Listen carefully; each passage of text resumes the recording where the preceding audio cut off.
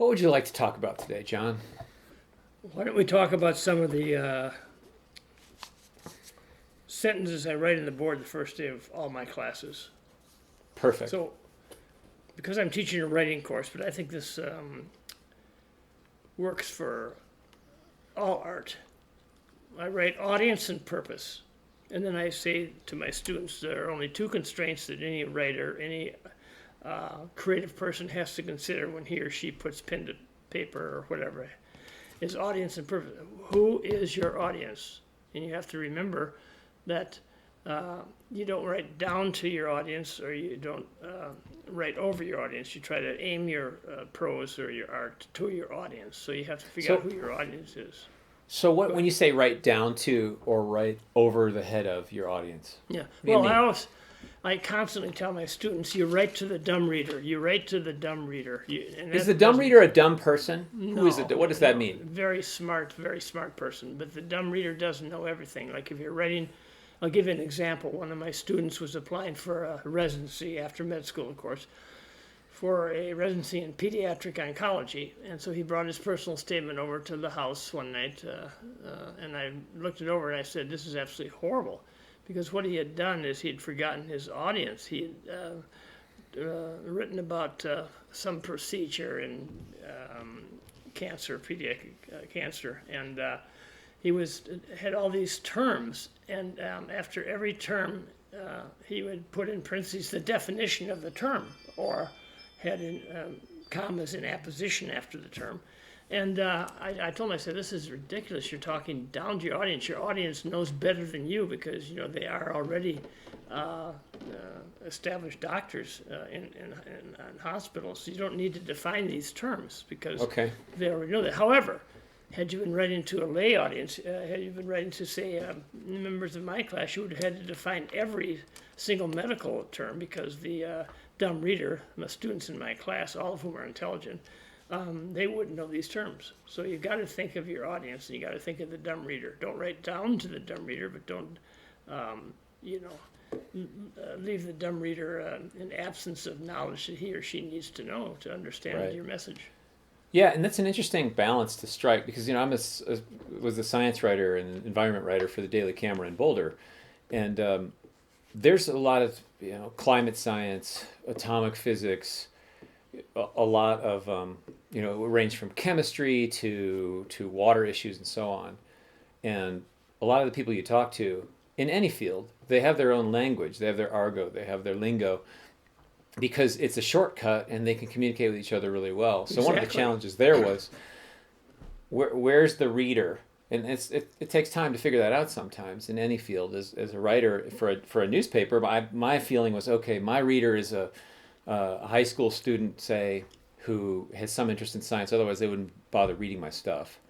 And I may use those terms, but you mentioned in apposition, which is a really good word, because I would mention perhaps a technical term, and then comma, describe it in layman's terms, comma. Right. So you're actually doing a little bit of education in that process. Whereas if I were writing to a climate scientist about climate science, You would be writing and I did down the to same him. thing, right? It would be insulting almost, or they'd be like, "What? Why are you doing this?" Yeah, perhaps, right. Perfect example of the anyway. audience.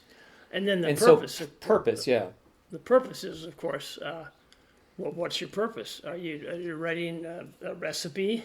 Are you explaining something? Are you trying to advertise and convince someone? Are you a lawyer and are you trying to convince a jury or a judge of something? It's always what are the needs of your audience and the purpose. So you have to combine those two, and then you'll have generally, if you present it correctly, it'll be a successful piece, whether it's argumentative or persuasive, or just a poem, a beautiful poem, or what have you. Yeah. So audience. So and what's your purpose. medium, right? And with purpose, it's multidimensional too if you think about it. So it's not only tone as we're talking about and the level of writing, say, and understanding who that audience is, but it's also length anymore, right? So especially given the digital media that we have, you can do a blog post that's 11,000 words long, which for those of you who don't do word count is too long. Yeah, well, I always tell my students. Yeah, go ahead. I always tell my students we live in an age of 30-second sound bites, BITES. and the attention span of your audience is now not what it used to be. I mean, years ago, Henry James, a horrible writer, by the way, could write massive 1 or 2 page paragraphs. Yeah. Well, because everybody read back in the pre-Victorian, Victorian age, and post-Victorian age. But the point is, not now. People don't read long things. They want short snippets, like they want TV news, 30 seconds, then 30 minutes max, and then shift to a new topic. The another thing about that, the length, people do have 30-second attention spans, yet there are still, the New Yorker, say, where I'll read it and I really like the New Yorker. I do too, but the point is, yeah, but not everybody does. And there are paragraphs where I'll be like, that paragraph, like, why is there not a paragraph break here? Like, you just changed topics, yet you stayed in the same paragraph. And I don't know if it's just the New Yorker style or what. And I'm not slagging on the New Yorker because, again, it's one of the best magazines on the planet. But if you're writing for the New Yorker, then there's about 8 things you're going to do differently, most likely, than if you're writing for People magazine or, absolutely. Good example.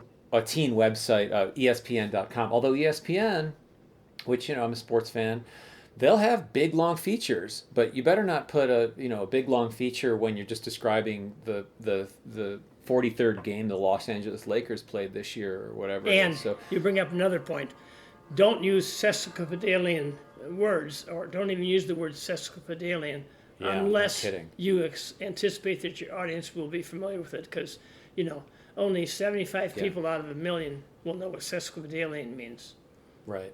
Yeah. That was a linguistic joke. 75 people. It was. Out of 1 million. I'm so fucking funny. That's great. Yes. Yeah, well, and I would say, again, because we've talked about our styles being different, right? I mean, you were a novelist, I am a journalist with a newspaper background, right? So I avoid long words. I didn't use the word sesquipedalian for a reason. If I can, if you can, especially as a science writer, the content of what you're writing is complicated, typically. You're usually having to do some teaching. Yeah, dumb it down for your audience, your general audience. Here's the deal, is that the content is hard. So why make the actual grasping of that content through unnecessarily long words, long sentences, etc. hard? So you'll see in really good science writing, and I'm not saying that's what I was doing, but you'll see shorter sentences oftentimes. And granted, there's a variation in sentence length. We've talked about stylistic variation in that way. But you have to, you don't want to demand too much from the reader, typically, is my thing. Because if they're reading for pleasure, let them read for pleasure. If you're trying to educate them, make it as easy as possible for them to learn. That's my sort of take on it. And that could be when you're writing a memo or whatever. I mean, Amazon famously doesn't use PowerPoint. They do memos. They'll do, if they want to pitch a new business, the person that pitched the Kindle probably wrote a memo rather than a PowerPoint thing with lots of arrows. And it demanded simplicity, directness, and obviously understanding the audience. But in that process, they had to think through the idea and put in as clear words as possible, this is what we want to do. And yeah, it's complicated technology, but who is your audience? Their audience is the reader, of the future reader of ebooks, say. And what is your purpose? Your purpose is to sell the idea. Yeah. So excellent audience and purpose.